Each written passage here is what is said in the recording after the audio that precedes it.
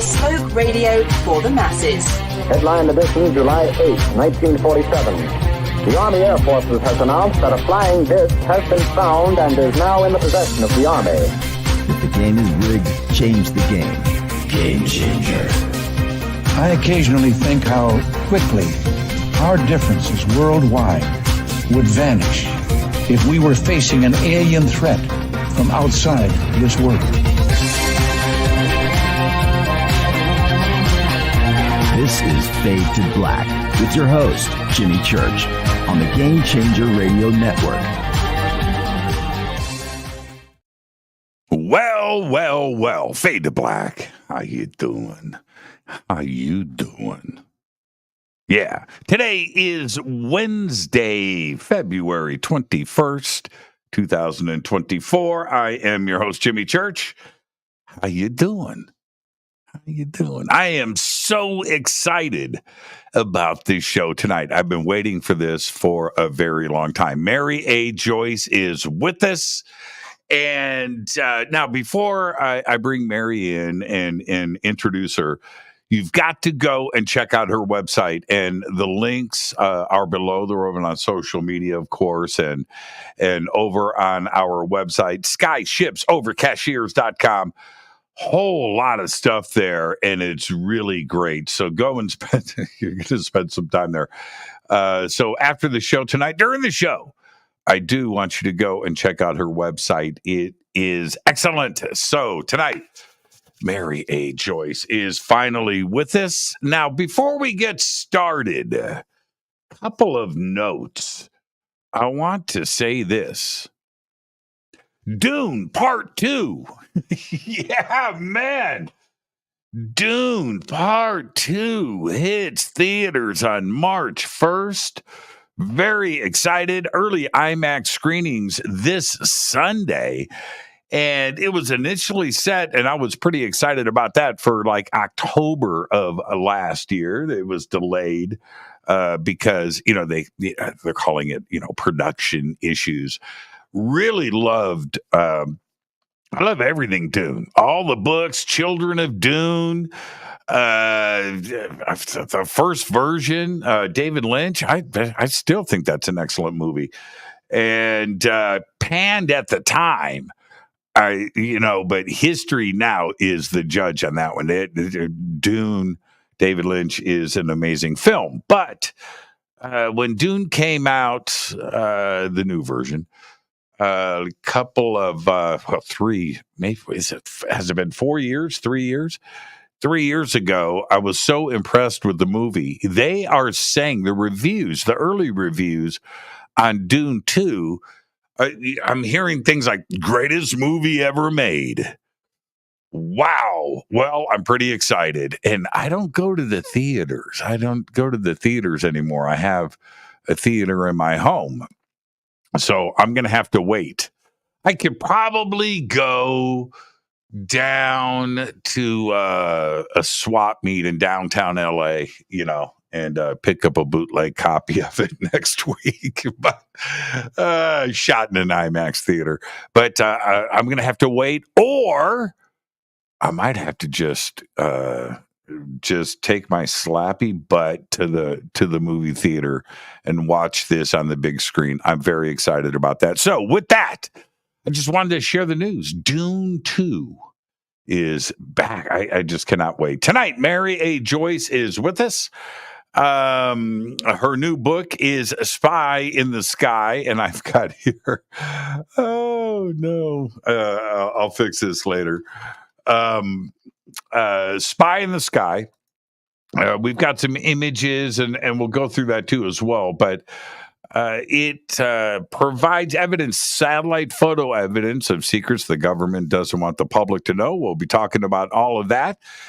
She's found stuff in space UFOs, Mars, Antarctica, ancient civilizations at the bottom of our oceans. We'll be talking about that, looking at a couple of images. She has worked for two major metropolitan newspapers, the Orlando Sentinel in Florida as an artist and columnist, and the Oakland Press in Michigan as a Sunday magazine editor and then feature editor. She's written magazine articles, she's written books, and since 2008 has been the main researcher and editor for Sky Ships Over Cashiers. Now go and check out that website. But here's the deal. I was talking to Mary before the show, and she's not wrong.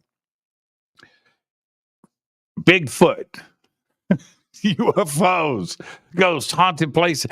Everything is going on around her, and she researches everything. So we're going to be talking about all of that tonight. And I would like to welcome for the first time to Fade to Black, the one and only Mary A. Joyce. She's right there. Mary, how you doing? I'm doing fine. I love your energy. Yeah, I love yours. I love yours. And Mary, before we get started tonight, you get the first time guest disclaimer. You know this is coming, so let's get this out of the way, which is, Mary, it's just you and I sitting on my couch having a conversation as friends. And where that conversation starts, it starts. Where it ends. But we're going to end as friends. I'm not going to fuss with you. Yeah, right. Oh, man. And, I'm going to ask, this is kind of out of left field, but there was an announcement today. So I want to run this past you with everything that you have researched and found out. So I'm going to ask you this question, probably one you've never been asked. Okay, you ready? Brace yourself. Okay. Today, NASA had a press release, and the press release reads, I'm paraphrasing, but basically, they are looking for volunteers to go and live in their Mars habitat in Houston, Texas for a year. Now, would you? I mean, would you do that? Would you? And before you answer, it's a 3D printed structure, like what would be built on Mars, right? We're going to 3D print. That's the idea. We're not going to ship something to Mars. We're going to build it on Mars and 3D print it. So that's what you would be living in with a bunch of cabin mates. And the whole thing is like 1,100 square feet. That's not very big. It's not very big.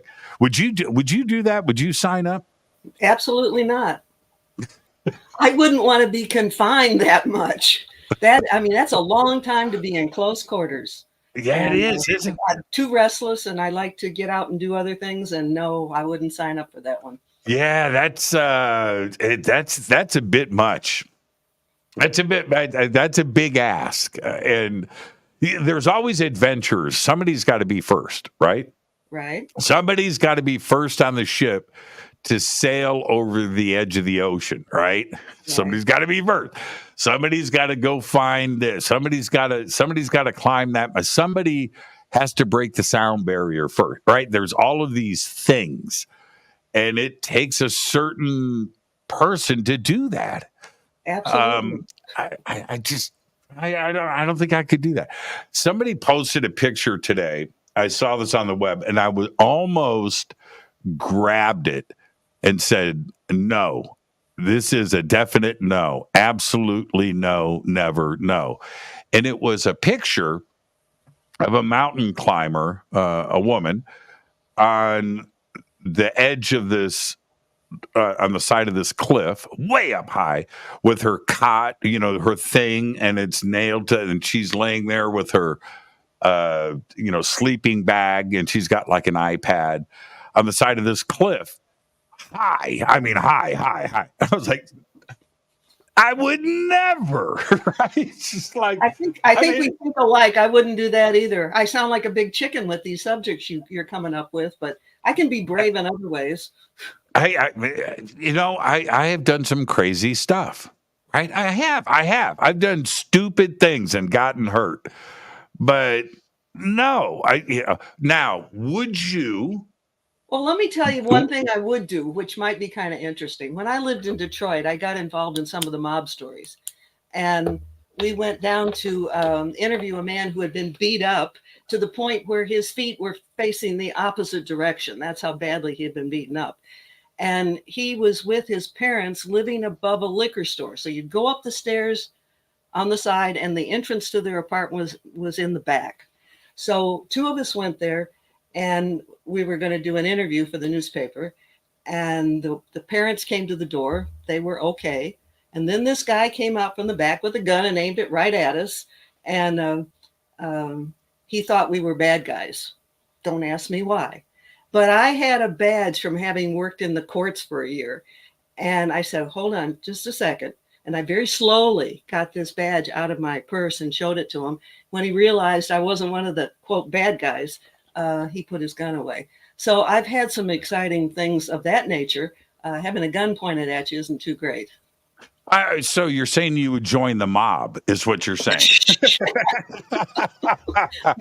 To get a good story, I will do some of these things.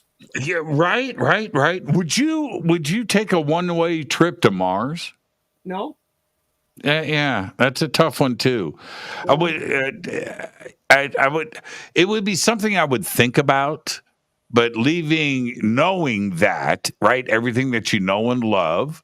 Your family, your friends, and everything else. That's it, right? Bye.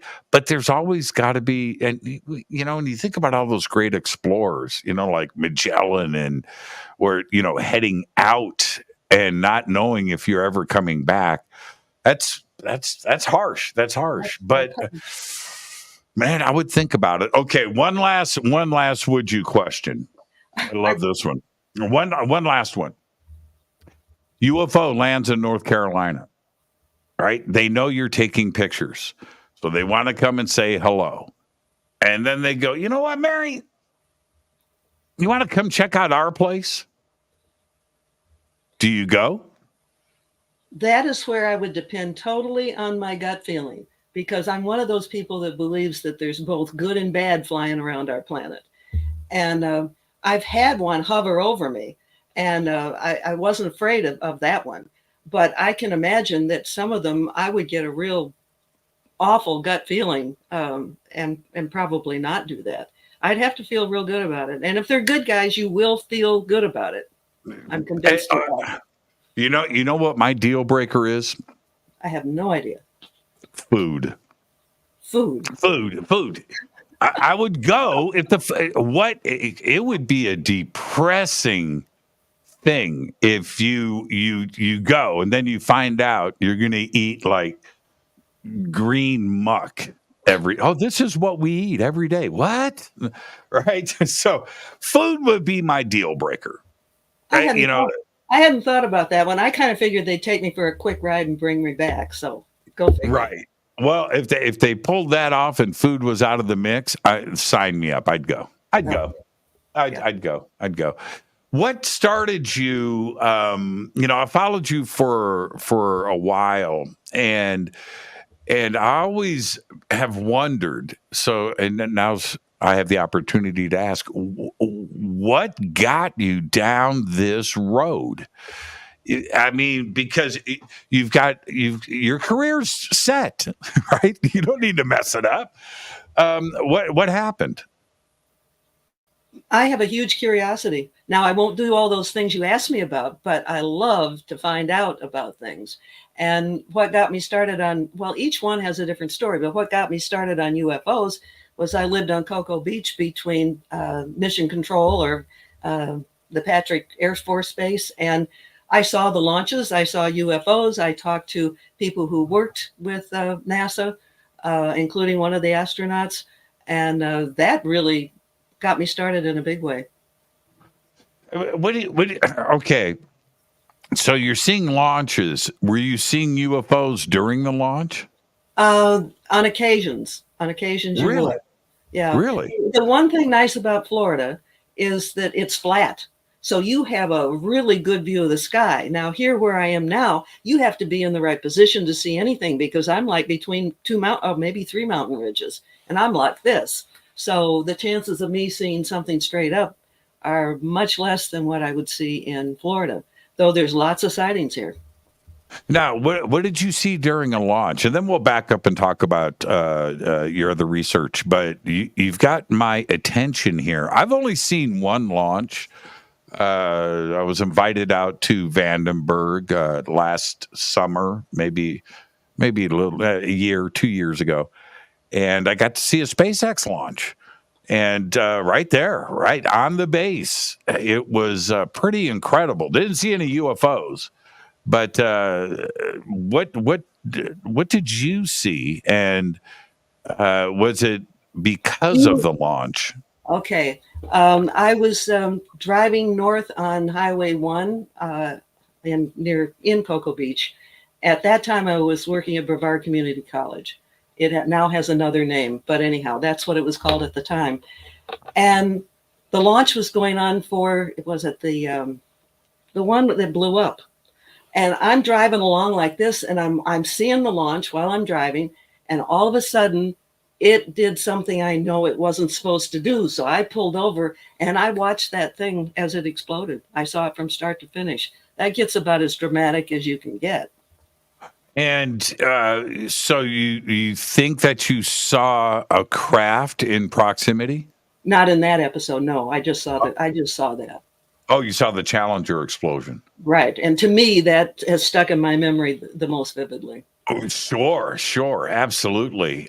Do you, looking back, what was your first UFO or ET experience?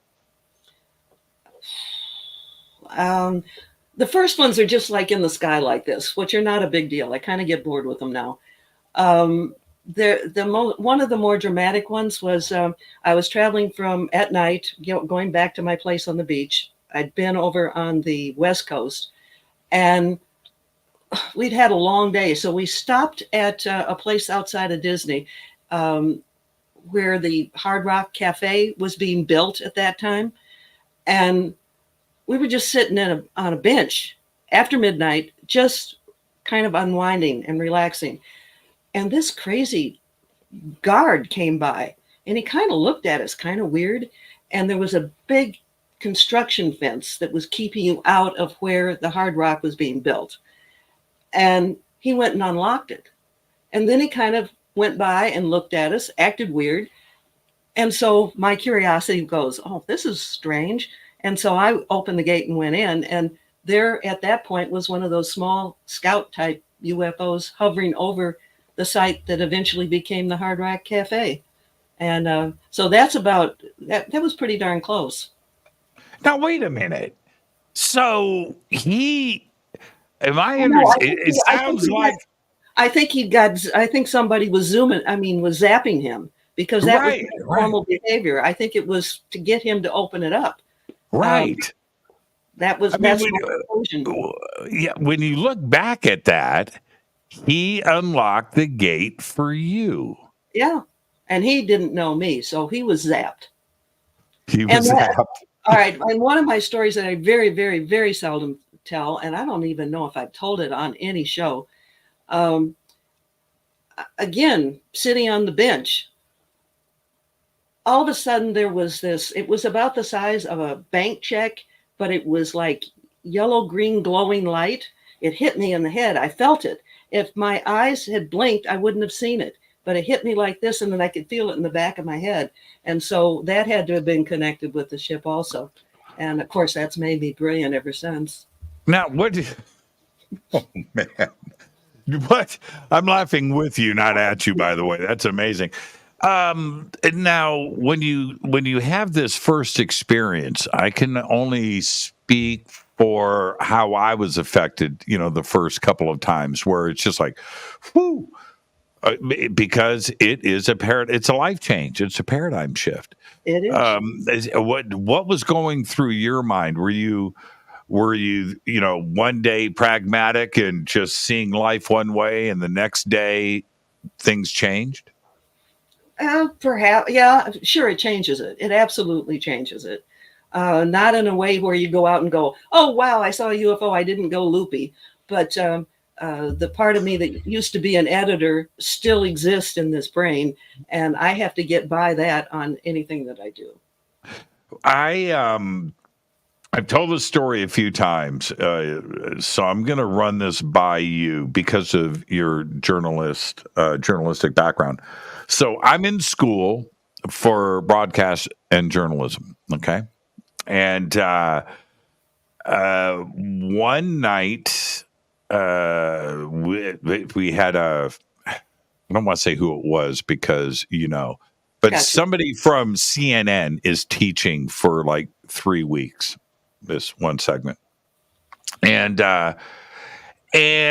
so we were talking about the what a donut is and how to construct this and how to put your story together and, your back in front of, whatever, something like that was going on. But I just gave half of the way. Anyway, yeah.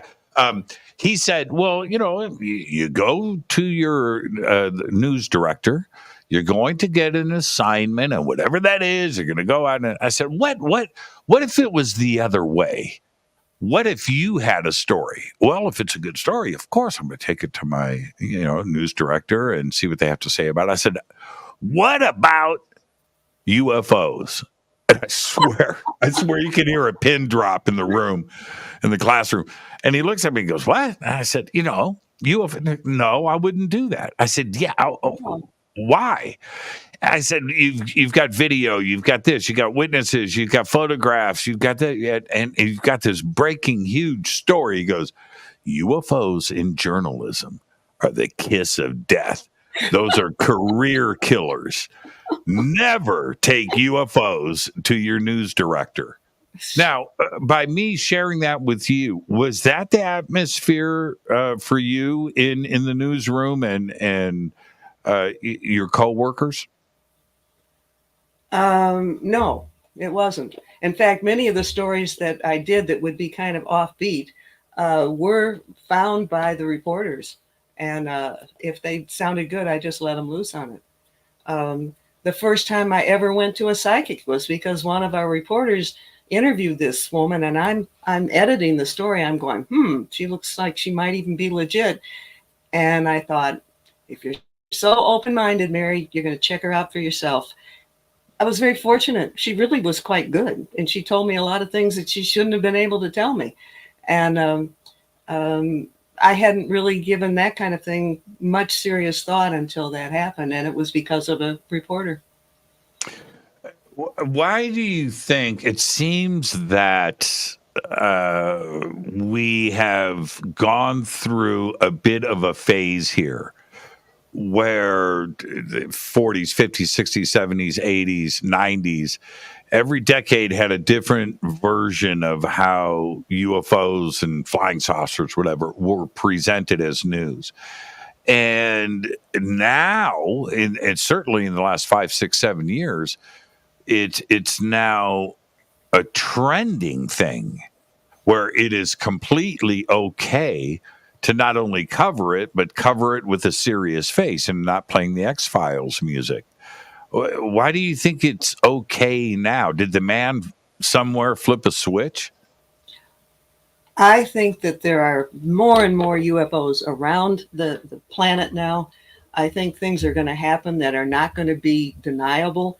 And I think they have to kind of inch up to being more truthful. And I just think that's what's about to happen. So are you saying that, I don't want to say I'm agreeing with you. I don't want to preload the question, especially to a professional journalist as yourself, but are you suggesting that they were untruthful before?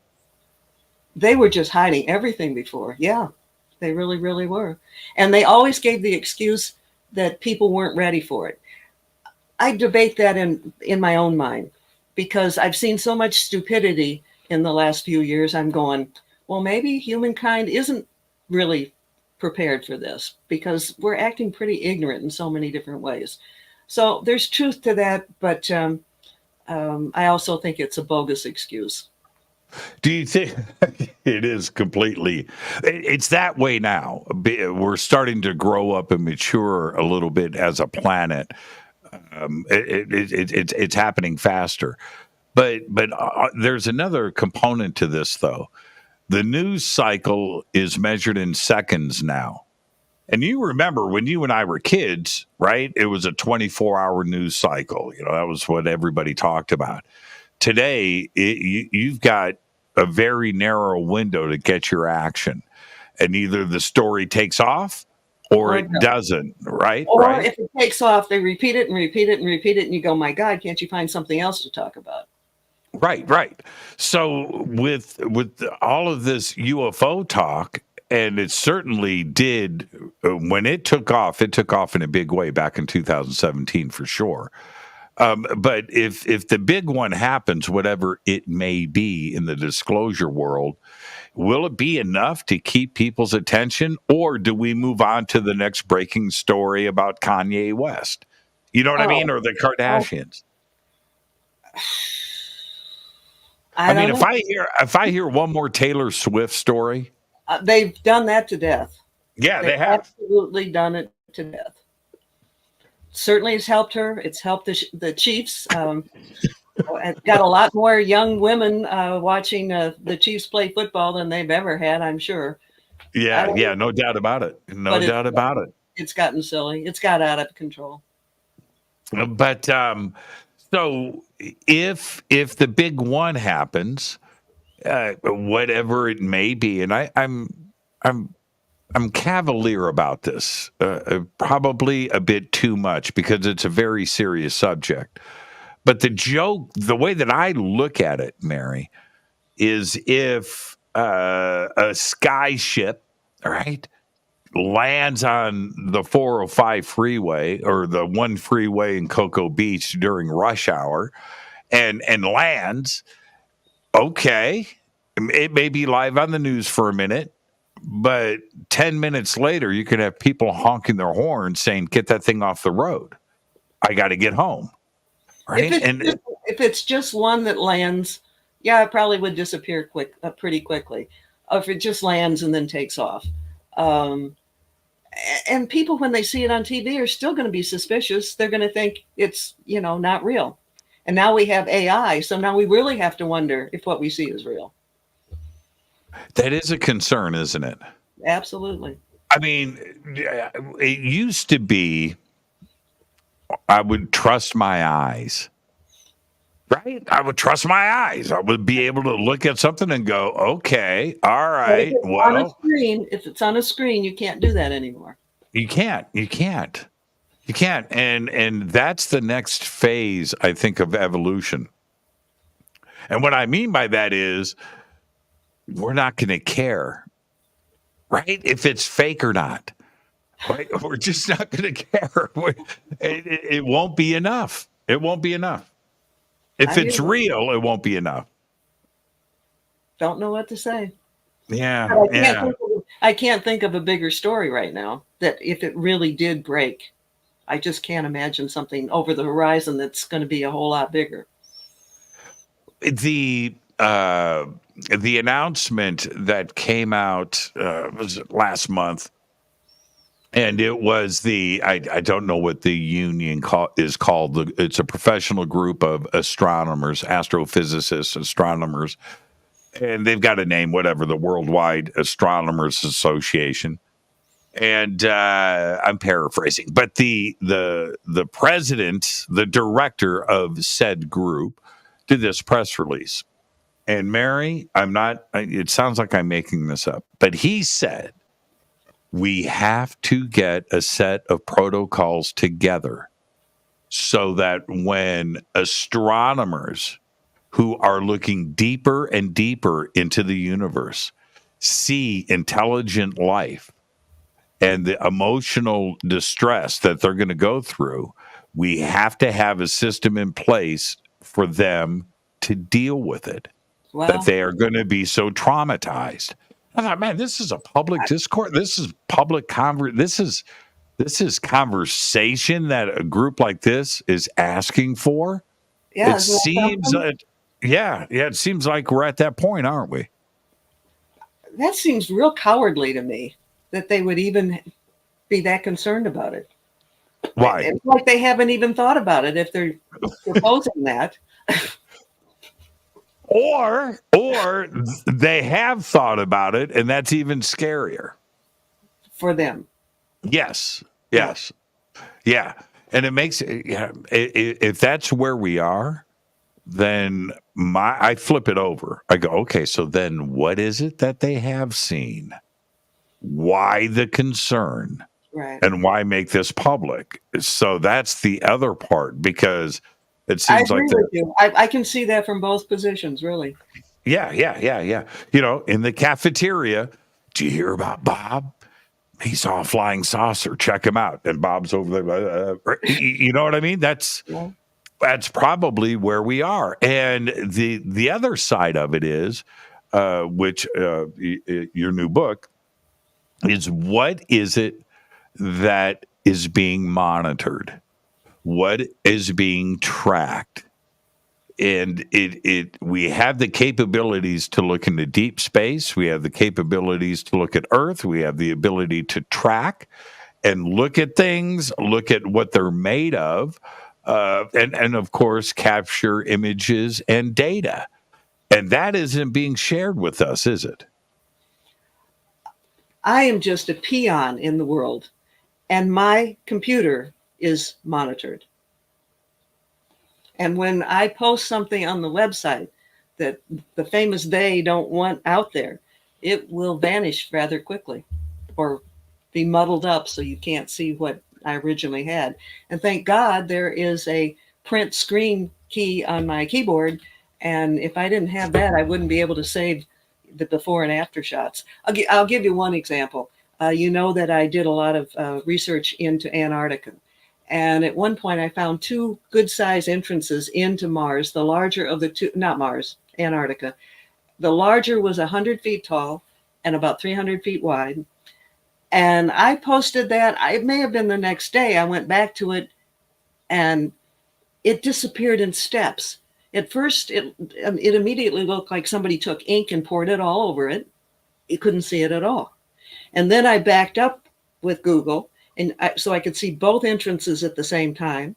And very, very briefly, printed on Google, it said Hollow Earth Entrance. And the other one said Hollow Earth Entrance 2.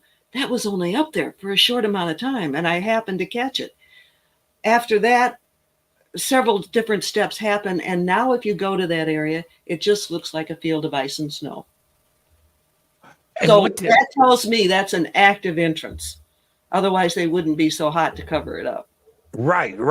What part of, did you send me that image? I sent you an entrance. Yes, I did. I did send you one. Okay, let me, is it the one that looks like a cave on the side of a hill? Yes, it looks like a cave. Okay, I'm going to pull this up, everybody. This is a very, very, very interesting image. And I've got it here. Oh, you know what? Hold on. I just did it backwards, Mary. There we go. Got it. See, Mary, you can see what I'm doing. They can't see it, but you can. Okay, there it is. What part of Antarctica is this in? I've got the coordinates in the book. I'm not smart enough to remember those kind of things. So at this moment, I cannot tell you. Okay, but if we were, yeah, I wasn't asking for that. I like the way you think. No, I mean, okay, let's say we're looking at the classical view of Antarctica, right? Where the top is going to be pointing towards South America. I hear your question. I'm not sure I'm going to be able to answer it off the top of my head. Shoot. Okay. So if Antarctica is a kidney, is it top, bottom, left, or right? Just a minute. I'm going to try to pull it up. Pooh. Most of that stuff, I just better not answer at this moment because I don't know. Okay, that's fine. That's fine. Sorry. And I don't want to get you in trouble. How big is this? All right. The widest part across there is 300 feet. The highest part of it is 100 feet. So a plane could fly in there very easily, or a saucer. But the fact that they covered it up so darn quickly tells me that there are things flying in and out of there now. And then when I was lucky enough to see that label that they put on there very briefly, I went, oh my God, Hollow Earth Entrance and Hollow Earth Entrance 2. And I did save it. It's included in the book. And okay, the part about Antarctica that I've always found really interesting. Well, all of it is interesting, but I have scanned the coastline. You know that all of Antarctica I've looked at and I've spent months just looking at everything there in high res. But you can only go so far when all of a sudden everything goes fuzzy, and then everything. If you hit the pole, you can't read it anymore. There's nothing there. There's nothing there, and it's imaged. You know this. You know they have it in high res. What? Why? What gives? I don't understand. The excuse they give is because of the pole, that the equipment for like Google can't get beyond a certain distance from the pole itself. Now, I don't know. I'm not scientific enough to be able to explain why that might be credible, but they have some kind of excuse like that. Nah. They have. Yeah, right. We have satellites, imaging satellites in polar Earth orbit. Now, there are two kinds of orbits. Okay, let me see if I have a ball. Oh, I do. I just saw it. Where'd it go? Okay. I have an alien ET hacky sack. Okay, there it is. So this is Earth, right? Normally satellites, most of them are here. A polar orbit, which is more difficult, but we have lots of, is this. Right. It's a polar orbit. Every time, every lap, they're taking pictures. Okay, I was able to do that on Mars, so why can't we do it here? We did it. I always did what you do conventionally. I would go to Mars and I would circle it this way or I would circle it that way. And one day my brain goes, okay, let's do it the other way. So I started doing it from pole to pole. That's when I discovered 27 square cut entrances into that planet that look contemporary. They range in width from these are round figures, from 400 feet to 1,000 feet. And they're all in a line. And I never would have discovered it if I'd only kept going around like this. So it's real important to think outside the box sometimes. Yeah. And to see this image here, I'm going to pop it up again for everybody that's just joining us. This is in Antarctica. It's 300 feet at the base and 100 feet tall. And your comment, Mary, is a good. You could fly a plane through that. Right. You could. That is a big entrance. And it also, I might add, let me pull this up again. That doesn't feel natural, but it may be a natural entrance to the hollow Earth. That's fine. I didn't send you the picture of the other one. The other one actually looks like it has a metal awning over it. I've seen that. Okay, so that one is Crazy Town too.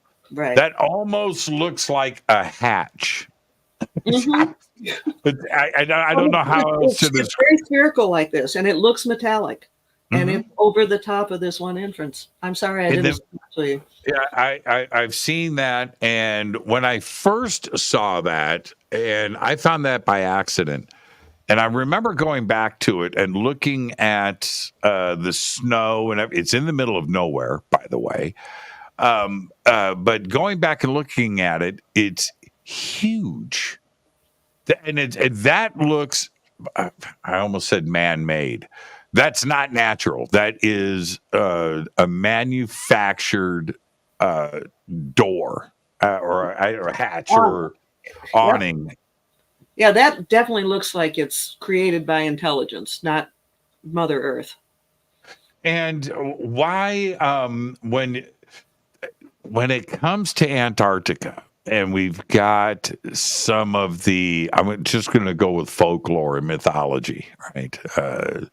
Admiral Byrd and what he saw and what he talked about, and only really in one paper, and that was an article in Argentina. But he said what he said. But when you see something like this, it kind of makes sense, doesn't it? Where the skeptics will say, "Oh, the whole bird thing is made up." Well, no, the Operation High Jump was a real thing. Mhm. He took troops down there. That's fact. That's history. Right. And why go down there with airplanes and armed troops if you're just exploring Antarctica? Right? He had two diaries. One was very well known. The other one, I don't know when it was revealed, but it was quite a bit later. Very small. And then he talked about going beneath Antarctica and meeting the leader of the people who live beneath the earth. I mean, this is coming from an admiral, and you have to go, very interesting. Yeah, and when he said, and especially at that time in the early 50s, where he said, again, I'm paraphrasing, but they had craft that could go around the earth in an hour. Now that's way out thinking for 1952, 1954. Absolutely. And he was quite brave to say those things. Yeah, it makes you wonder. It really, really does. Now, staying. Let's go back to Mars for a second. Okay. Elon Musk, others. Right now, Mars seems to be the goal. We know that you're not going to go there, but Mars seems to be the goal. And there's a lot of effort going on there now. And we're building an airplane. We've had, the helicopter finally crashed, by the way. Very sad to report that news. But anyway, that seems to be the goal. If we have a privatization of Mars with a company like SpaceX and Elon Musk, and they see something, they discover something, because it is a private company, should we expect them to be coming forward with that information, or would you think that the government would step in? He would only come forward with that if he somehow benefited from it. I think he's a very calculating man. If he made money. Yeah. Interesting. And the other part where you spotted these entrances in a line. And I did send you one of the entrances, so you could probably show that to your audience. Okay, let me pull it up. What color is it? It looks like orange, kind of. Okay, in a square box. Okay, I have it right here. Okay, 222. This is pretty interesting. Okay, you know what? I am spacing out. All I have to do, Mary, is go like this. Look at the screen. Are you talking about this one? You see it down below? I don't see it anymore. Is it this one? That's it. All right. Okay. All of the entrances, like I said, there were 27 over 16 miles. They all were square cut like this. They ranged in size from 400 feet across to 1,000 feet in round figures. Now you see the shapes around the outside of that, the edges of it. Every one of them was a little bit different. But the basic hole in the wall looked like a warehouse entrance. And that is not ancient. That is something that's contemporary. The suggestion here is one of two things. There was somebody on Mars before, right? A civilization that was there before they built this, or we built it and we are there now. Which way are you going? I think it's contemporary. You think we did it? I don't know who the we is, but yeah, I think humankind or the aliens, somebody did that. And I do want to pull up something here. Let's see if I can do better than we've been doing here. Maybe not. Okay, here we go. I want to read 2 sentences to you. And this is from a guy named Hyman Ashid, and he was the head of Israeli security space programs for almost 30 years. And he had a wonderful reputation. He decided it wasn't going to hurt to be honest. And so he made a confession to the Jerusalem Post back in December of 2020. And I have the whole thing in the book, but here are the 2 key sentences. There's an agreement between the U.S. government and the aliens. That's number 1. Number 2, there's an underground base in the depths of Mars where the aliens are and also our American astronauts. Is it possible to pull that off? And before you answer, when I suggest that, the argument is we can't keep a secret. And then I go, have you seen the movie Oppenheimer? I have not. No, not you. No. I mean, just have you heard of the Manhattan Project? Have you heard of, the Normandy invasion? We kept that on the down low. When we need to keep a secret, we keep a secret. Yeah, we're real good. Area 51 was not official anything until we forced the issue. But nobody knew about that, really, I would argue, until the movie Independence Day. Our community talked about it, but there was a lot of pushback from the CIA and the Air Force about having that line in the movie in Independence Day, because up to 1994, Area 51 didn't exist. So we can keep a secret, but can we keep that kind of secret?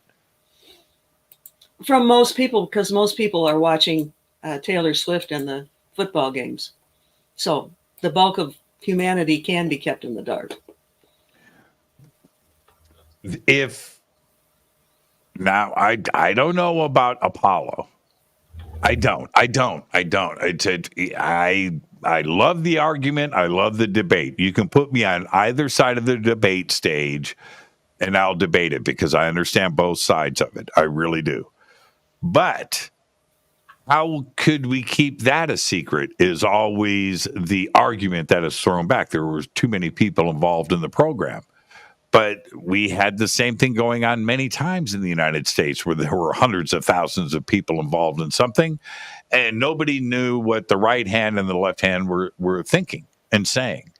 So it would indeed be possible. And we do have a secret space program today with the X-39B, right? That goes up there for 2 years at a time. We don't know anything about that. And there are tens of thousands of people involved in that program. I know. And they apparently scare people to death, threaten them. I've had enough witnesses for a number of different stories where they're going to lose their job or they're going to lose their life. It's just incredible how they can keep people, they just keep them in fear. And what about when David Grush, let me ask you about Grush for a second. We're going to swing back to your images here. When David said, during the House subcommittee hearing, when he said, I've got the addresses, we've got reverse engineered, I've got the names, we've got the pilots from the craft. These were bold statements that were never spoken about before in Washington, D.C. First question is, how do you think Congress took it as elected officials? And the second part, do you think that he gave up too much? No. How Congress took it, I don't think most of them gave it a whole lot of attention. There's one guy I think he's from Kentucky.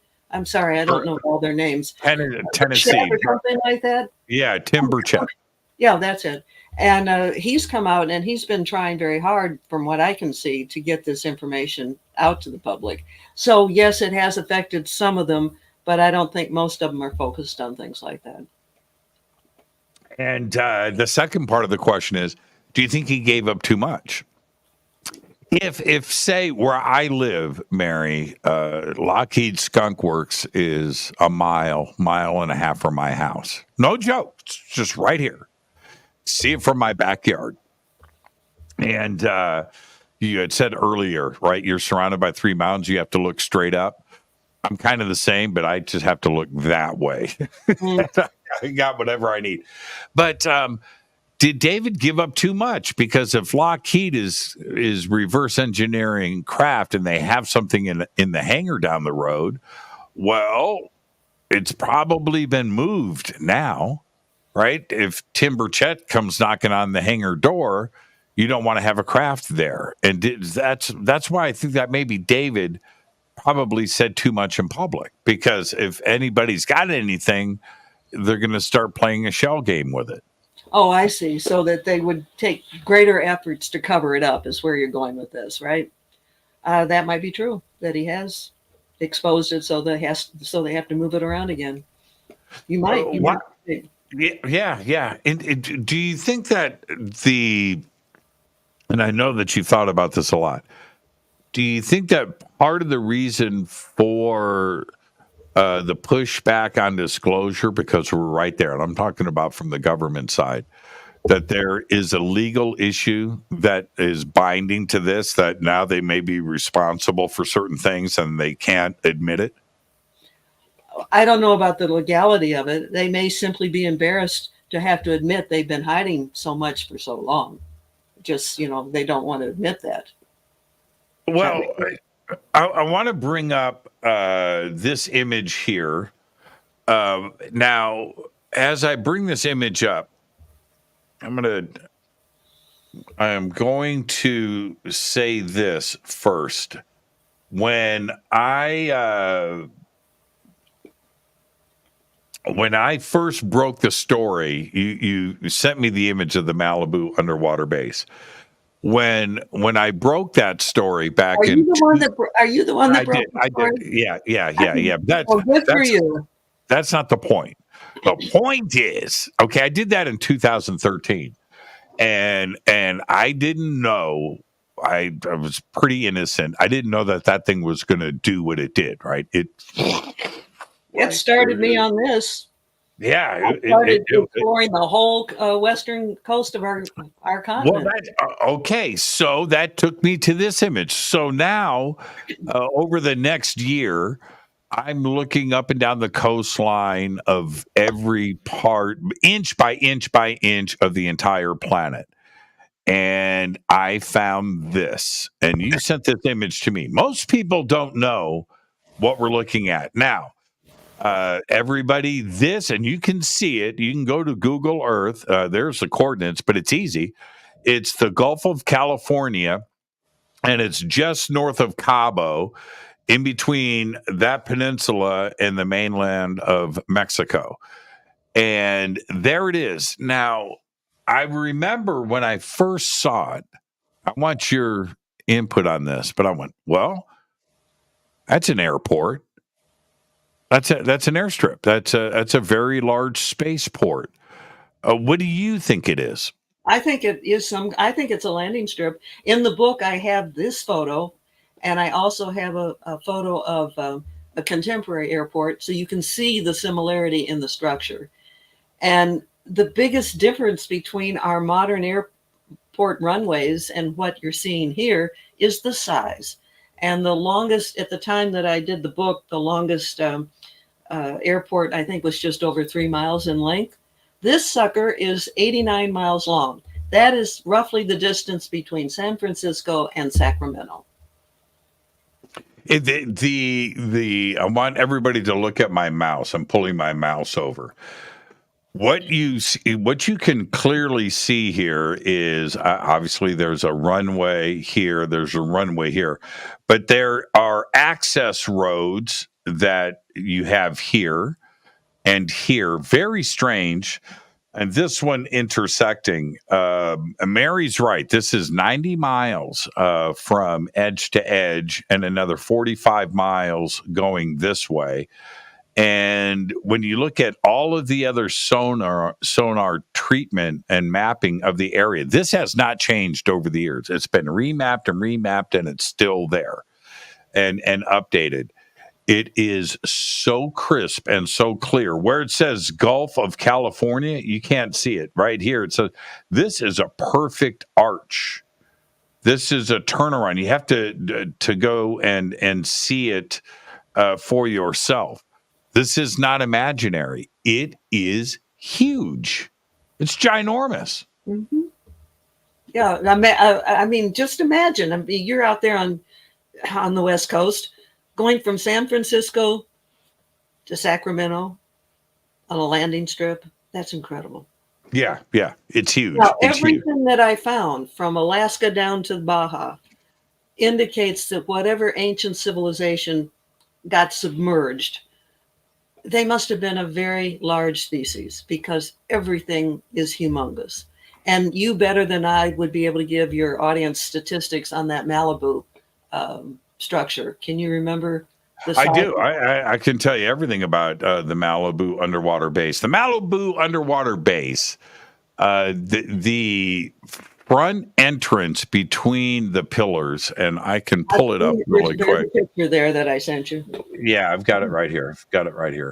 So here it is. Now, this has been stretched left to right. It's not. It's more rectangular in the image, but that doesn't matter. So it's about 2,000 feet between these two front pillars. Each of these pillars is about 400 feet wide. This is about 750 feet thick. That is the roof. Between the top of the roof and the ocean, depending if it's low tide or high tide, that's about 750 to 1,000 feet of water above. That's a lot of water. So I went out there. I've been out there a few times. I went out there with a ship and a crew. We had a submersible that we dropped over the side and sent it down to do the sonar scans of the front of this. But I'll tell you the strange thing about that little adventure.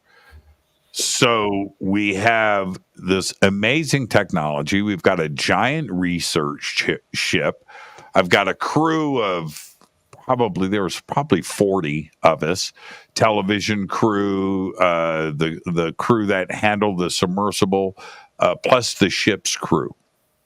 All right, so we've got everybody on the ship. And we drop the submersible. Everything's working, and the amount of technology that we had was just crazy. Everything's fine. And we dropped the submersible into the water. It's going down. We're looking at it on the screen. Sonar's working. Sonar's the most important thing. The cameras are working. The lights are working. Everything is fine. It would get to about 70 feet, and then everything stopped. Yeah, it was crazy. And so we would have to turn around, and we brought it back up. It took an hour, right, to wind this thing up and bring it back up out of the water. As it's coming up, it starts working. We check the cables, engineers, all of this, back in the water. Everything's working. Everything's fine. The sonar is what we needed. When you're down that far, 1,500 feet under the water, there's no light, right? So you can have cameras, you can have lights, but that's only good for like 10 feet, right? Yeah. After that, you can't see anything. You need the sonar. And with the sonar, you could see everything. And so while it's going down, the sonar's working. We could see everything, see fish. It was working. 70 feet, boom, stopped. And it was funny because the company that we hired, I don't want to say who it is, but they do a lot of these expeditions. They had just came off of one. No issues. They did one right after this. No issues. 1,000 feet, 1,500 feet, 2,000 feet. No problem. The issue that I thought was going on, we had clearance from the United States Navy. The United States Navy and the Marines have a base right behind this. And we got clearance from them to go into this area. But electronically, there's some kind of electronic fence. You can't do anything past a certain depth. That's it. And the question is, who is putting up that electronic shield? Well, okay. I look at that a few different ways. Okay, I don't know which one is the right one.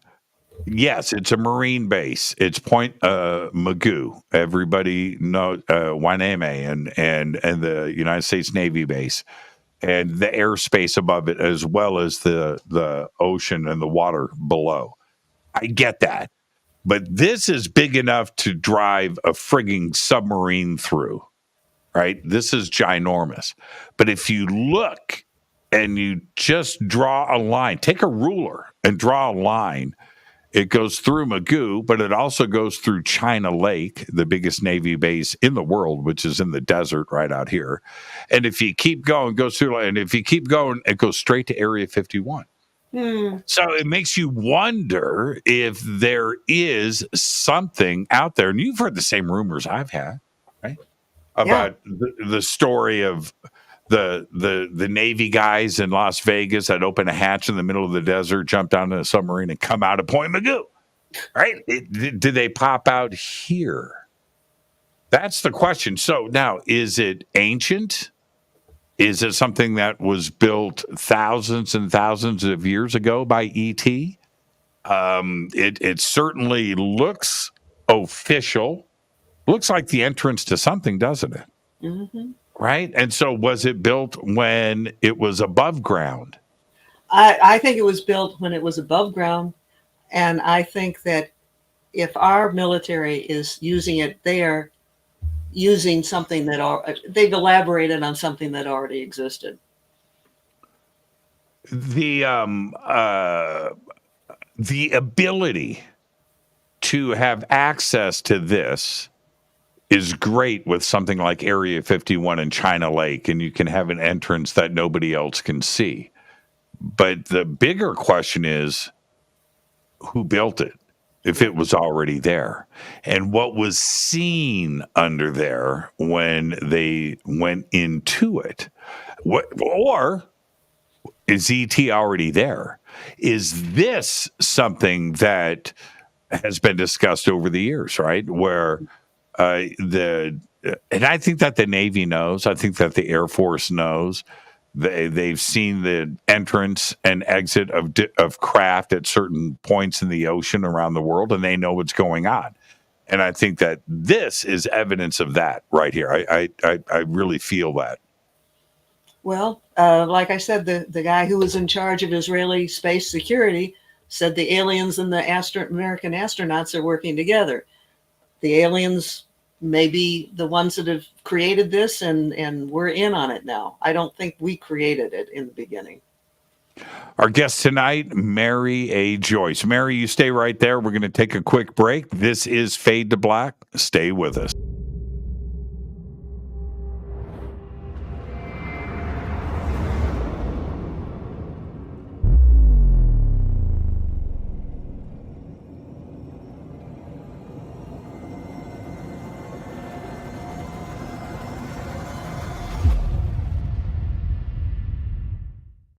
Subscribe to our YouTube channel to get your alerts and access to over 2,000 videos. Click that subscribe button right now.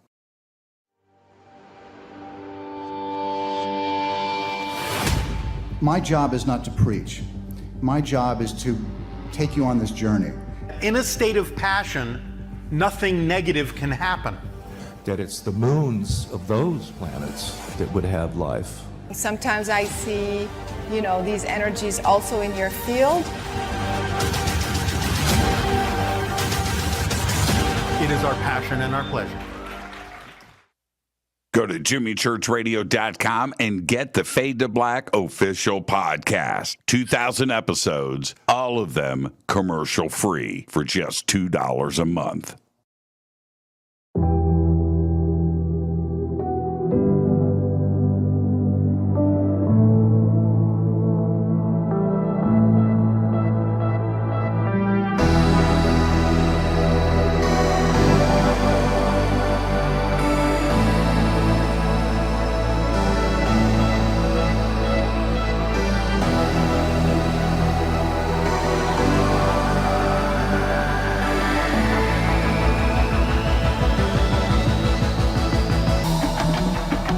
This is Jimmy Church. Please visit and explore Egypt this October 3rd through the 14th, 2024 with Billy, Elizabeth, myself, and very special guest and the #1 podcaster in the world, Sean Kelly.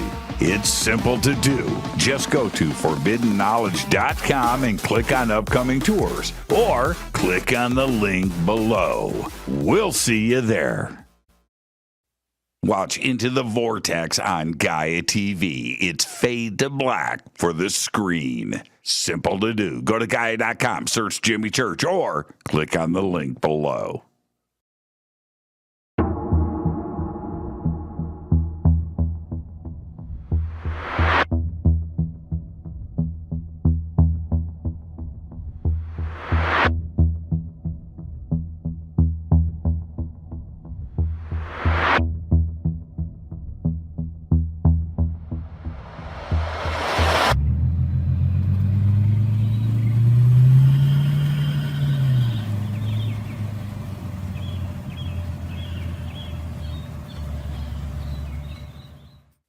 Follow Fade to Black on Twitter at JChurchRadio. Get all of the show updates every single day.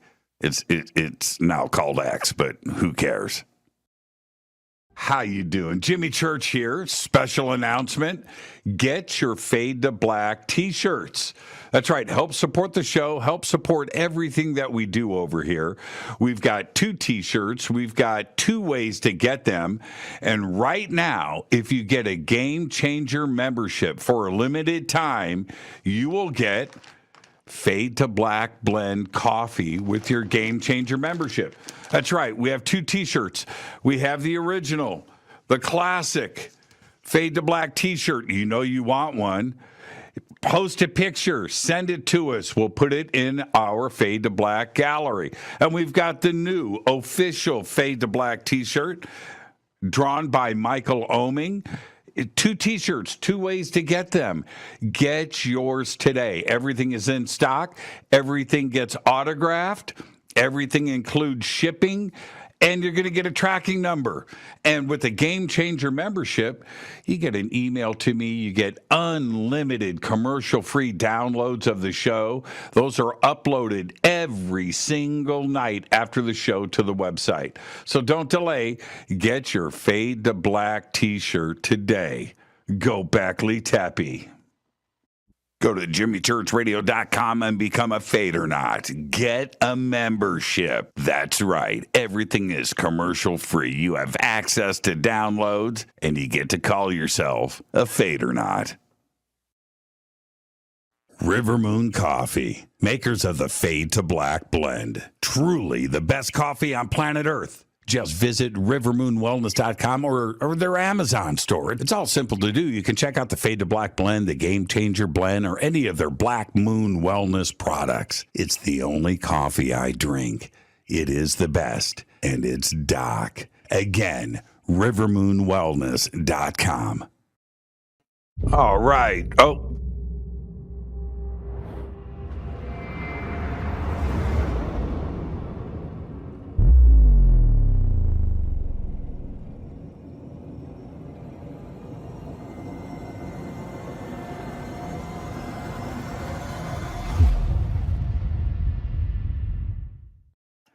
Yeah, I never get tired of watching that.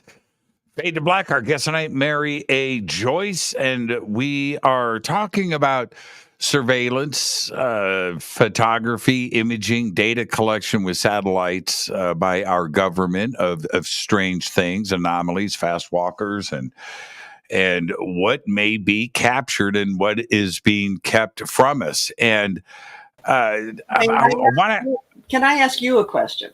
You can ask me. It's your show. I'm just here. I'm just here wearing a Back to the Future T-shirt. We talked about the things that we're finding underneath the ocean, specifically the Pacific. That's not been covered up. I haven't seen anybody trying to. Well, there's a little bit of blurring, but not a whole lot. Down in Antarctica, we found ancient cities that are appearing because the ice is melting. According to most scientists, that continent's been covered for 34 million years with ice.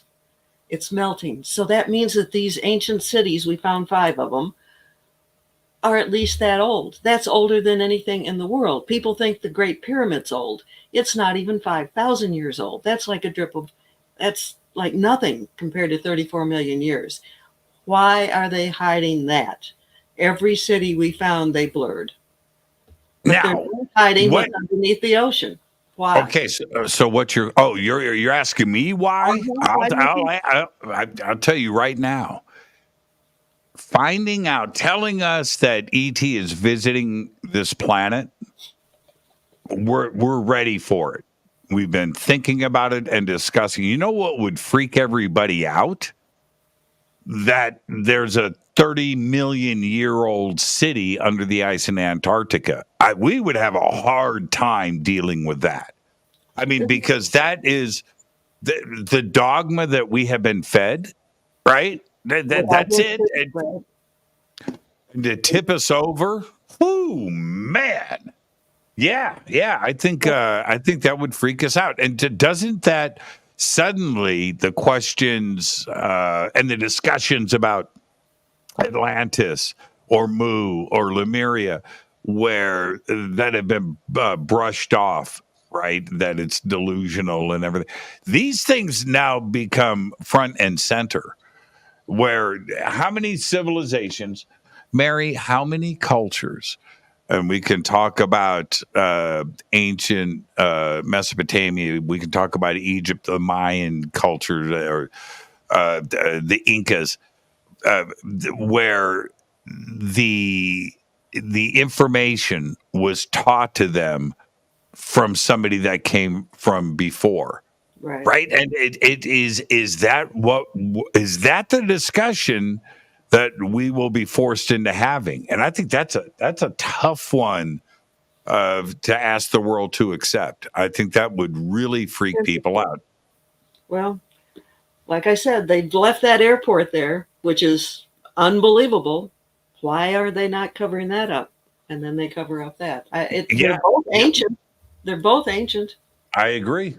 And that's I have resolved that in my mind that way. I've asked many researchers the very same question that you're asking me. What would freak out everybody more? We're not alone. ET is visiting us right now. Or Atlantis was real, right? I mean, what would freak everybody out?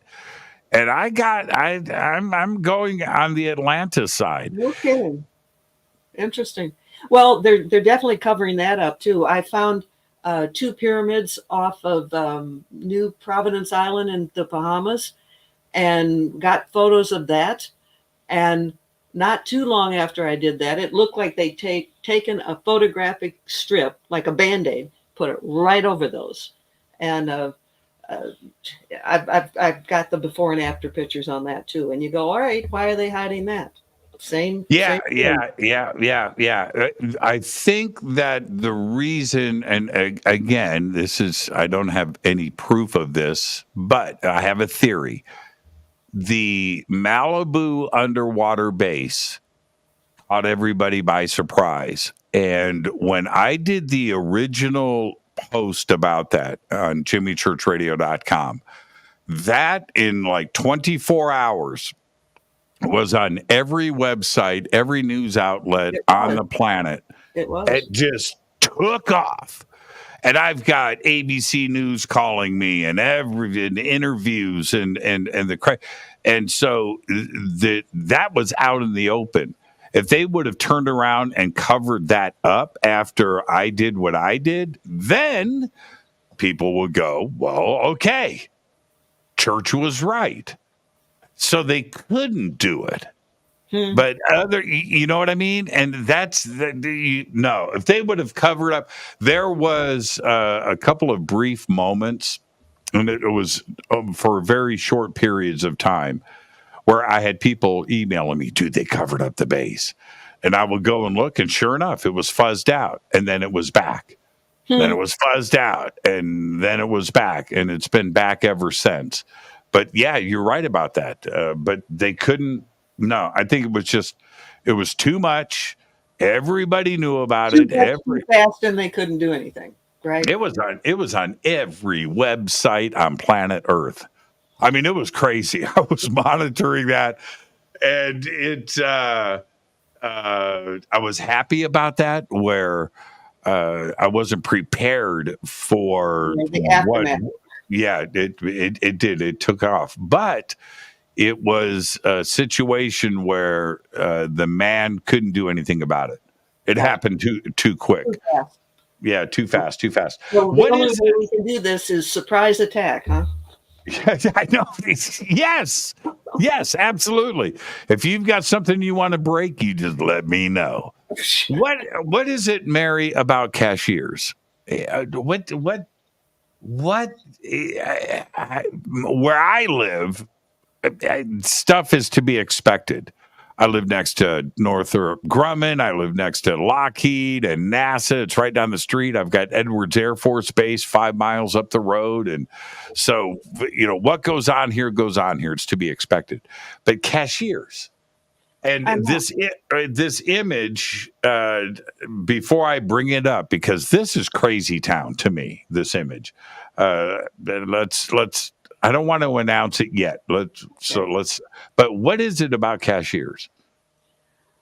I don't know. There's so much that's going on. That's really just a small mountaintop community. We named the website Skyships Over Cashiers because we were seeing so many UFOs. For the most part, they were, well, I can't say that. We saw some humdingers too. For the most part, though, you see the small ones. But then we saw huge ones that looked like meteors and very strange shapes that were close to the ground, and they looked humongous. There's got to be more than just that mountain town. Now, there's an underground base that's not too far from there. Maybe there's a connection. We have Bigfoot in the area. We have those are two things: underground bases and Bigfoot and UFOs. All in the same area. So there may or may not be links to all of that. I do think there's a link between the underground facility and the UFOs. There's a lake to the west of one of the facilities, and I have not seen it, but people say they have seen UFOs go in and out of that lake. Well, that very well could just be an entrance into that underground facility. Have you made a conscious connection? I don't know what you mean. Have you talked to them? Have you gotten? I think that there is a conscious connection. So maybe there's something going on specifically with the location, or maybe there's somebody they're communicating with.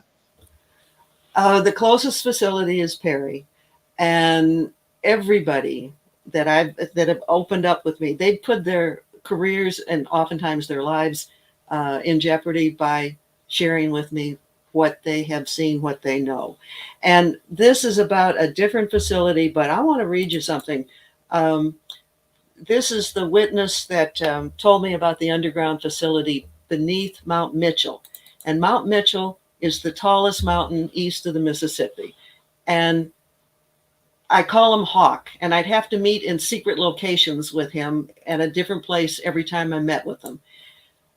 He was threatened, and this man said, quote, and this is all going to be quoted, "Be careful what you say, be careful what you tell people." That was followed by a much more ominous threat. And again, this is Hawk talking. Then he opened up his coat, and he had a knife on each hip. I could tell by the casing that it was a short knife. He pulled it out and said, "Do you see this knife? How it has a 3-inch blade and it's curved?" I said, "Yes." "Have you ever seen one before?" I said, "No." "Well, it's for slicing throats. If you love yourself and your family, you better keep quiet or I'll come back and slice your throats." So some of the threats are genuinely life-threatening. But that's with the Mitchell facility, not the Perry facility. All I've got to say to that is holy crap. Yeah, right? I mean, that really gets you. Yeah, that's wow. This image that I'm going to pull up, I'm going to read really quick from your website. The photos below, well, I'm going to bring them up here in a second, of the number 1619 were taken by Glennis Heenan when she was driving into Cashiers. And then you have a quote here from her. "When I reached an open horse pasture, I looked up and saw 1619 in big white illuminated letters in the sky. I stopped, grabbed my cell phone camera, and started shooting." And this is the first image. I'm going to pull this up. And what are we looking at? What do you think we're looking at? Well, it says 1619. For sure. Where she took this, and I've been there many times, it's technically Cashiers, but it's out in the country. So at nighttime, it is dark and it's lots of forest and simple dirt roads. So there's no way that there's anything on the ground that could be projecting this. Like you have those lights that attract people. It's nothing like that. So it's legit. It's in the sky. And by this time, I had known Glennis for quite a number of years and had every reason to trust her. And she doesn't have one iota of technical ability. So she wouldn't have been able to create an image like this on her camera. She wouldn't even know where to start. And it's the first thing that I would suggest is it's a message, right? And so why 1619? The year 1619 is already passed. So it's something else. Have you applied any thought to that? Is it a code? Is it a code? No, I got an answer. At the time that we saw that, we were searching our brains to figure out why would that be projected in the sky? What significance is in that number? Tried all sorts of different things. I was unaware of the 1619 project until after that. And the 1619 project, and this is Black History Month, has to do with Black history. Wow. Okay, now I'm going to bring up this. It may or may not be that, but that's something that's very current. I was thinking it was like maybe an atomic number. I mean, I'm not saying what I just came up with. I don't know. We were trying to come up with everything. We were going back into history. We can't conclude anything. All we can do is, come up with theories. Now let's pull up this next image. And this is the same thing.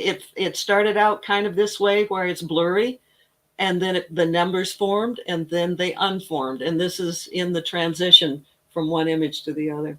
This is just amazing. How long did she say it was up in the air?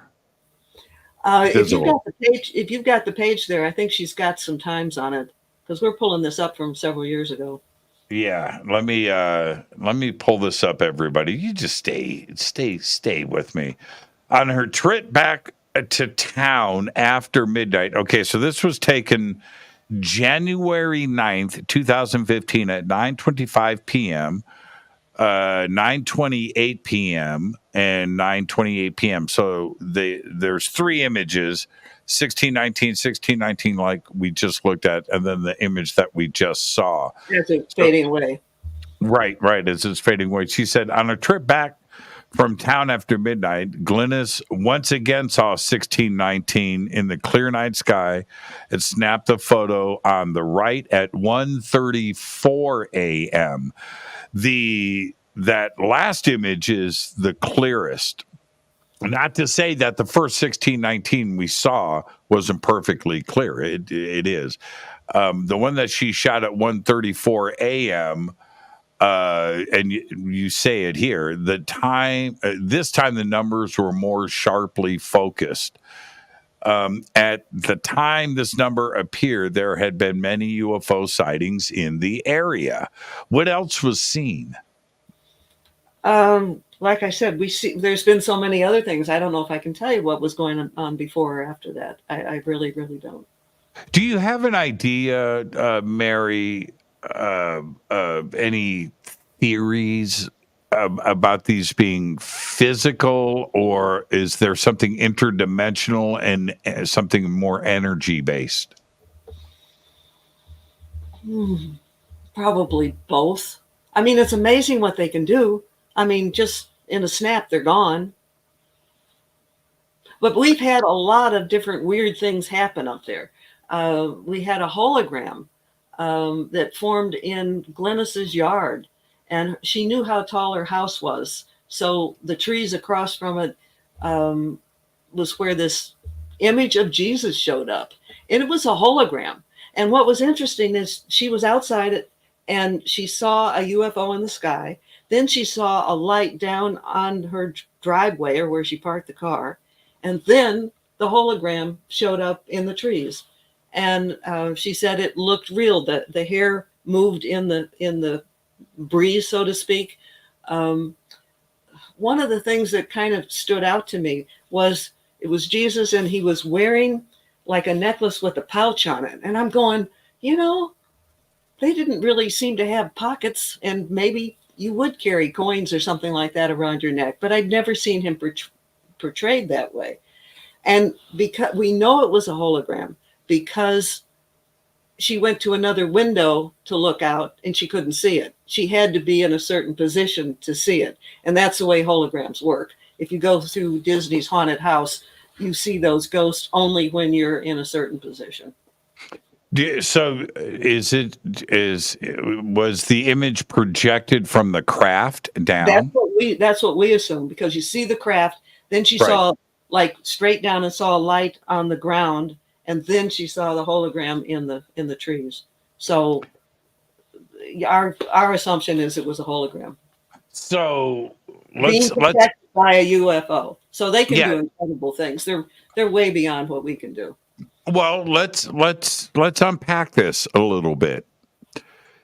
If okay, there's a couple of ways to look at this. If you were going to go to another planet and you had the technology, kind of like the movie Avatar, to have yourself there but not physically there, you had the technology to project yourself like an avatar, look around, interact, talk, and see, and do all of those things, but not put yourself in danger, right? Because it's an avatar of yourself. Right. That's a safe way to go about it. She thinks she saw Jesus, but maybe she saw the projection of the actual ET itself. That's one way to look at it. But let me give you. Jesus is an ET. Okay, don't answer my question before I ask it. Okay, but that's the second way to look at it, Mary, is that they know about us, so they would project something that wouldn't freak us out. Right? So it could be Jesus, it could be Elvis, right? But something that you don't want to have an 8-legged, monster. You don't want to see that. So you would project something that would be non-offensive. But then again, Jesus or Muhammad or something like that would freak out a lot of people too as well. I don't know, but you know what I mean. So it could be one or the other, and I would understand. I would understand either version of it. Either one makes sense to me. I agree.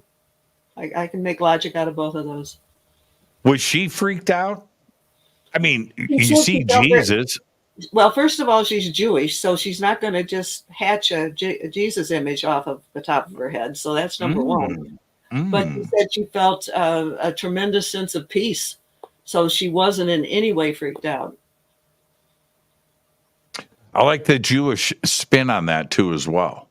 Right? Where if you had a fundamentalist Christian that would come up with this, you go, okay, all right. You know, they're going to use that image out of anything. But she would have no motivation to do that. None whatsoever. I mean, wow. I mean, that would be technically that should be the last thing that she would want to see or should see. Right? It's changed her life. I think she believes in them now. As do a lot of Jewish people. There's, what do they call it? I can't think of it. But anyhow, the Jews. Orthodox. No, they're Messianic.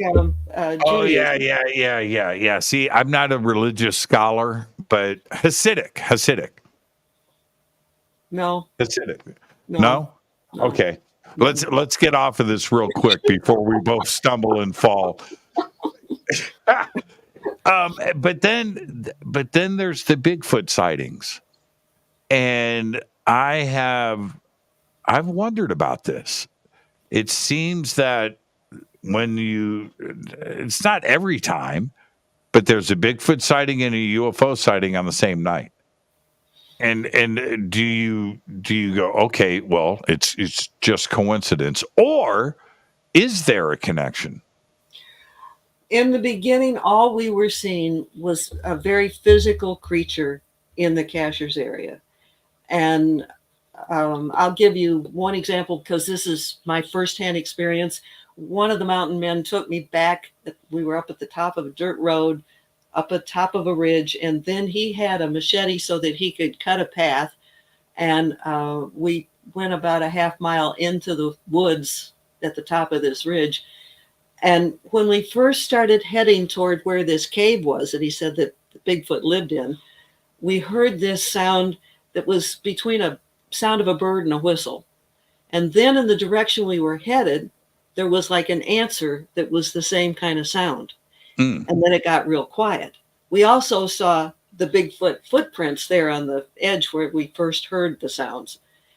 And we've just felt like it was one Bigfoot warning the other Bigfoot that these humans were headed in their direction. And there's a picture of the book, in my book about Bigfoot that shows the cave. And it was pretty good size. It was like 8 feet across and about 5 feet tall. I could not see the back of it. I took the pictures. I did not venture in because I didn't know if there was a Bigfoot or a bobcat or a bear or whatever else might be in there. But we did see the footprints, and we did hear that strange bird whistle sound. How big were the prints? Around where we were, they almost were always about 16 inches in length. But they can get bigger than that. Sure. And the juveniles can be smaller than that. I'm going to pull up this image, and I want you to tell me what's going on here. Now we're back to Mars, and this is on Mars. What? No, it's not. Yeah. Now you're messing with me, Mary. Don't mess with my emotions. Don't. Now, this particular, I'm going to call it a UFO, and there's a skid mark that's at least 4,400 feet long. So it's a huge skid mark, and then it crashes into the soil of Mars and comes to a stop. It looks like the satellite caught this thing as it was happening because, in my opinion, those yellow streaks look like it's like heat resistance. from something moving really fast, but there could be another reason for it. And that's pretty good size. That's 416 feet across or in diameter. Okay, I see this two ways, and it's a play on the eyes. Either this is a dome and a craft, right? Okay. Or it's a hole. It's not a hole, because why would you have that skid mark? And the photo in the book, I have another photo that shows the whole skid mark. Right. This is crazy. This is crazy. It's a play on the eyes, right? It could, like it's a hole, and that's the blackness of the hole. Which, if there's a perfectly round hole in Mars, and this is the wall of the hole, it's being illuminated, and it's 400 feet across, and it's perfect like this. That's insane. Right. That's insane. If it's something else where this is a dome and that is the reflection of it, and this is reflecting the area, everybody can see my mouse, and this is reflecting the surface area around it. So now it's like chrome and shiny, and this is the back end of it, and this is the skid mark, and this is where it ended up, which again, it looks like the ground around it is disturbed here where it skidded to a stop. That's crazy town. Either way. I want to back up, because you need to know this. That book, Spy in the Sky, has been blocked in every way possible.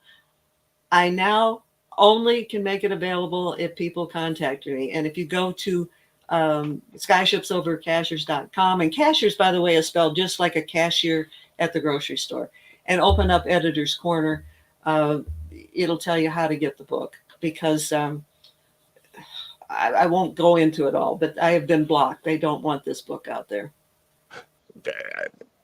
The ability that in a technical world that we are in right now, if they want to turn you off, they can do it. Yeah. Right. It's Amazon and Google, they're all working in cahoots with who's ever in charge. I'll just say the government. And you see that in Google all the time, and you sometimes see it in Amazon also. I used to tell this joke all the time when I was doing sports, okay, sportscaster and sports news.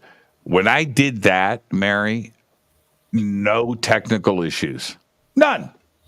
3 years doing that show, not one hiccup ever. But now you do. I start doing this, man, and so the first time that something went wrong, whatever it was, I like tipped over my desk and was kicking things and was angry. Then it happened again, and then the next night, and then this, and then that, and now I realize what the game is. I don't get upset anymore. You can't.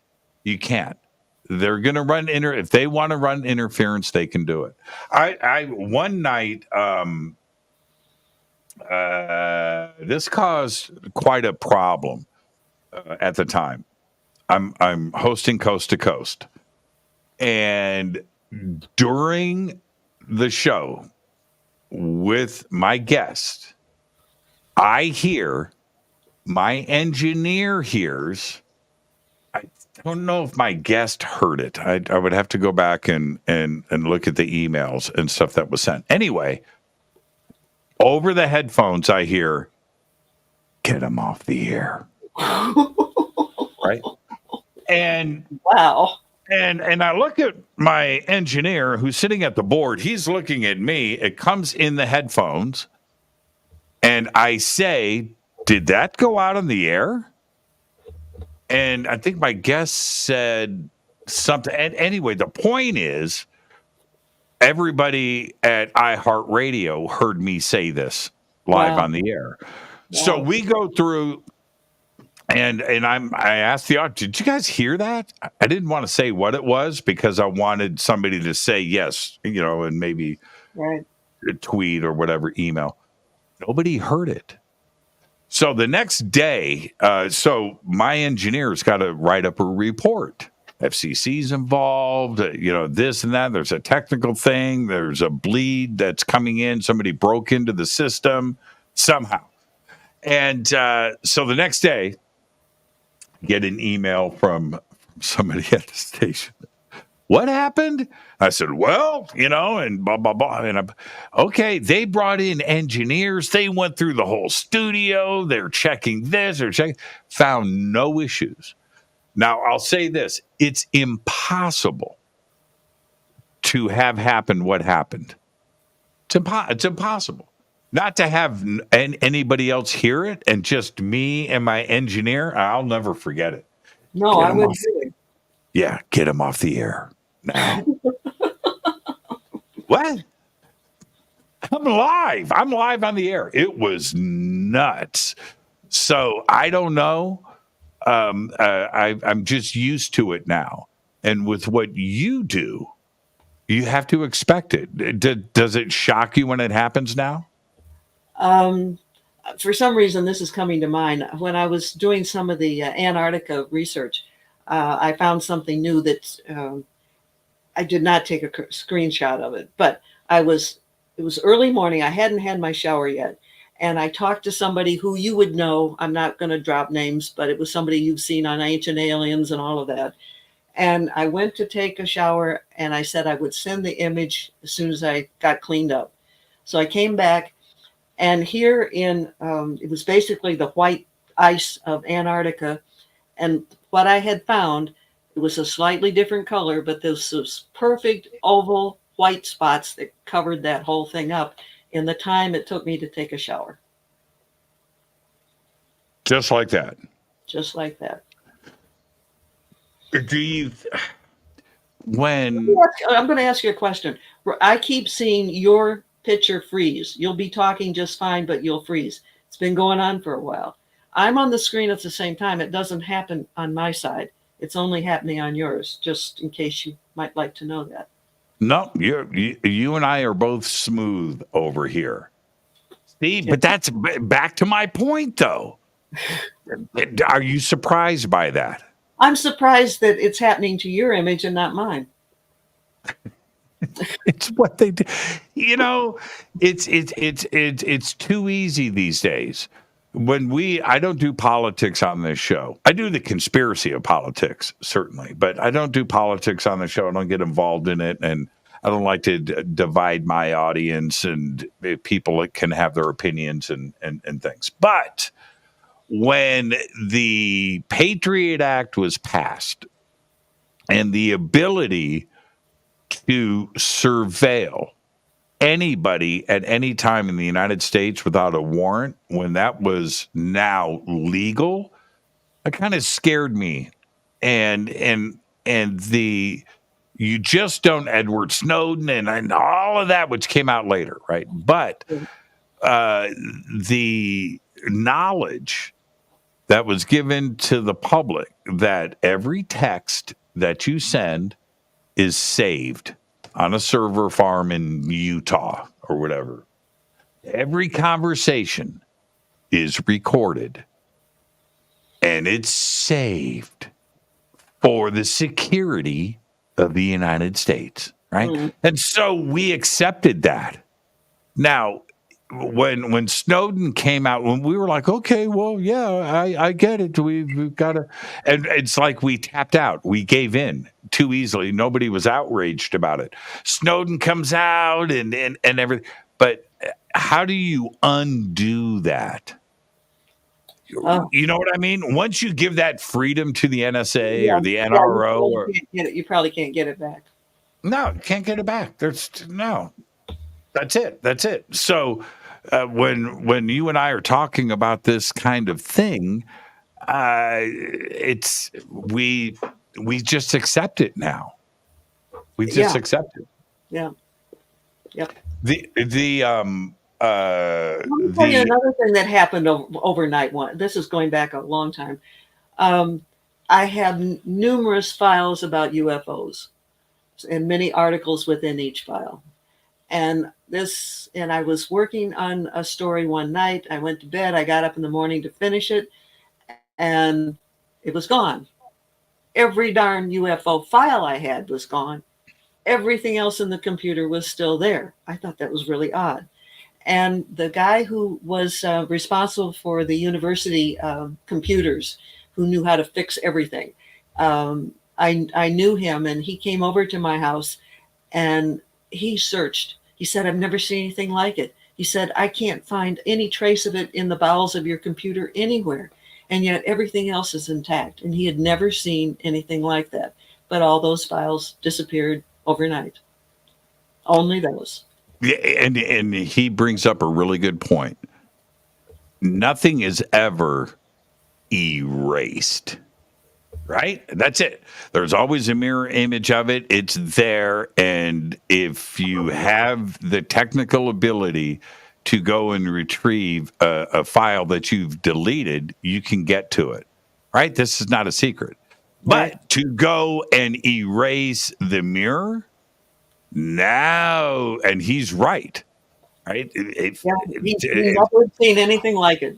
And he was well trained, and he knew good stuff. That's why I asked him to come in. Yeah. And I think about that kind of stuff all the time. I really do. When there have been, I don't want to give away too much. I don't want to just sound crazy. But there have been a couple of times where I've seen my mouse move, right? And I went, and immediately I'm unplugging stuff. When I see, and it's that's unusual. Yeah. It's been a minute. I think that they listen to me. I know this for a fact. That's fine. Sure. I wouldn't. Absolutely. Yeah. I get that. But they leave me alone.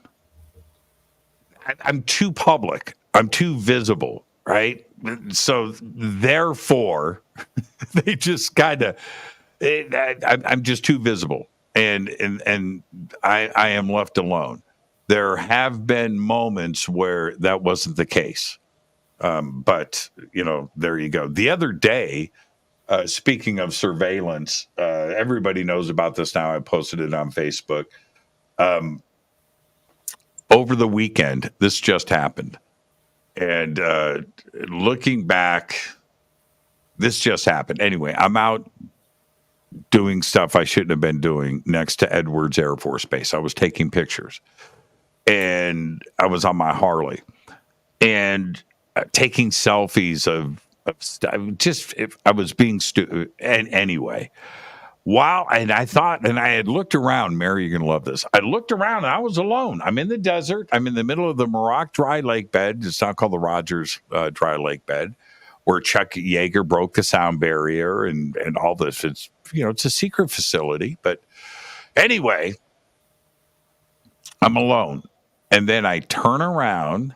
I just kind of had my phone in my hand. I'm literally taking pictures of signs, selfies that say no photography, right? And I thought it was funny. It's ironic, right? It's ironic. Take a selfie of a picture that says, by the penalty of death, right? No picture. And I'm taking selfies. And I turn around and they rolled up on me. The camo dudes. Yeah, base security rolled up. And it was a tense moment. Now, putting that part of it aside, I was caught. I was caught on a base doing this. That's on me. Okay? All right. But they got all my info. They got it all. Took pictures of me, took pictures of my bike. They've got my they got my driver's, my cell phone number.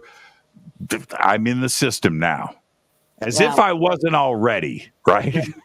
and he comes out. There was two of them, and the first 5 or 7 minutes, it was a pretty serious situation.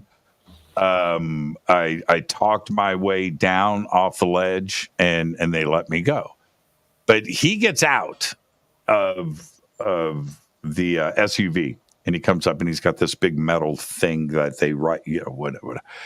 And I go, "Am I getting arrested? Nope. Okay. Am I getting a ticket? Nope. Because and one guy says to him, "Did you Google him?" And he goes, "I did." And so anyway, he goes, it would end up on TikTok if I gave you a ticket. I said, "Oh, probably would." And he goes, "But you are a report," and he showed it to me. Yeah. So no more selfies at Edwards for me. Wow. Yeah. You know what though? As I was driving away, he says, "Get on your bike and go." I said, "Don't have to ask me twice, sir. I'm out." And I put on my helmet and I drive away, and I'm rolling up. They stayed. They didn't follow me. But as I'm driving away and I'm kind of cruising around, kicked it up to about 60, I'm smiling and I yell in my helmet, "Bucket list." Oh man, I'll be able to tell that story forever. I got pictures and yeah. Well, pretty good story. Yeah, it is. It could have had a really, really, really bad ending. But it was what it was. If I would have been at another part of the base, or if I was taking pictures of the base, that's a bit different. I was taking selfies of the signs. Right. You know what I mean? Mm-hmm. And he did Google me. You know what came out of my mouth? I feel like you're my guest, and I'm the one doing all the talking. I apologize. But this is what came out of my mouth. He goes, "Who are you and what are you doing?" Right? Like that. And I go, "I'm Jimmy Church. I'm a radio host. I'm a television host. I'm not a Russian spy." I remember just backing up going, what did you just say? That's like the dumbest thing. And I was in defensive mode, right? Russian spy? Why would you say that? It was hilarious, man. It was hilarious. If anybody would have been there and saw the way that I handle myself, no, I came apart. I did. I did not. Yeah. Some things you just can't make up. And you know what? And they're listening right now, and they're hearing me tell this story again. My advice is, don't do it. I've learned my lesson. I'm not going to go out and do it again. I'm not. I'm easily taught. But the other part is those guys are just doing their job. It's a sensitive area. That's it. I was in the wrong. I got caught. I'm not going to go back. But now I'm in the system, and that's the other part that makes it messed up. Is that if they didn't already know, they know now. So, and you're in the same thing with spy ships, spy in the sky. With that, you're on the radar. You can't back up. You can't do anything. You are on the radar. Did they ask you to pull some of the images? No. They're I've been blocked at the book getting distributed and getting out there. I have 5 books listed on Amazon. This is the only one that's been treated differently. They ordered every book I had printed of Spy in the Sky. They gunshotted, I don't know how to even say it. It's like they blasted them out to bookstores and people that never ordered the book. And so they would be returned. And I don't know. It just, I think there's more to it, but that's part of the part of it. So that's why it's only available by going to Skyships Over Cashiers and go to Editor's Corner, and you can get the book. That's the only way that it's available. The other ones are available through Amazon. We have the link to Skyships, everybody. You can go right there. I think Bill posted a good link to get the book. I don't know. Is that Bill? She just said Amazon was no good. That you can't get it anymore. It's still listed, I think. Right. Okay, here it is here. Spy in the Sky on Amazon.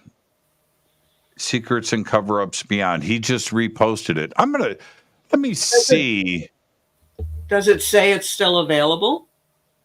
This is what he's got. Yeah, I know it's listed on Amazon. Well, everybody go and see. But and check that out. Yeah, I don't think anybody can still get them from there. I really don't. Because I'm not shipping anymore to them, period. And I also, this is not a moneymaker. This is a money loser for me, but I am getting it out there because I want people to know the information. And I'm selling them for $16. That includes shipping. And shipping is now like over $4 just to ship it. So it's a real deal. And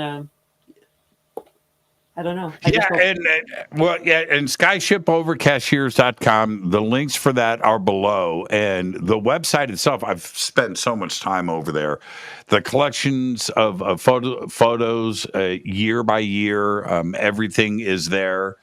There is some pretty interesting testimonials and statements that are made on the website. And everybody should just go and check it out. And then, of course, order all of your books from there. Mary, thank you so much. And you've been at this for a very, very long time. And so on behalf of the community and myself, thank you for your contributions and everything that you do. Thank you so much. It's been a delight to talk to you. Thank you. You take care. You're the best, Mary. Thank you so much. Mary Joyce. Thank you, Mary. And again, Skyships Over Cashiers. The website link is below. We've got it in social media, and it is certainly over on our website. There you go. Thank you, Mary. And I want to let everybody know that, yes, tomorrow night I will be doing my 2024 Conscious Life Expo recap special. That is going to go down tomorrow night. I've got videos, I've got images, I've got stories, and I might have a special guest or two. So I'll see everybody tomorrow night. Fade to Black is produced by Hilton J. Palm, Renee Newman, and Michelle Freed. Get better, Renee. Yeah, you've got a gift. You've got a gift basket coming to you. All right. Thank you, Bill. Thank you, John. Thank you, Dennis. Thank you, Kevin. Webmaster is Drew the Geek. Music, Doug Aldrich. Intros, Spaceboy. SpaceboyMusic.com. Fade to Black is produced by KJCR for the Game Changer Network, and this broadcast is owned and copyrighted 2024 by Fade to Black and the Game Changer Network, Inc. It cannot be rebroadcast, downloaded, copied, or used anywhere in the known universe without written permission from Fade to Black or the Game Changer Network. I'm your host, Jimmy Church. Until tomorrow night and our 2024 Conscious Life Expo recap special, I want you to behave. Go Backley Tappy.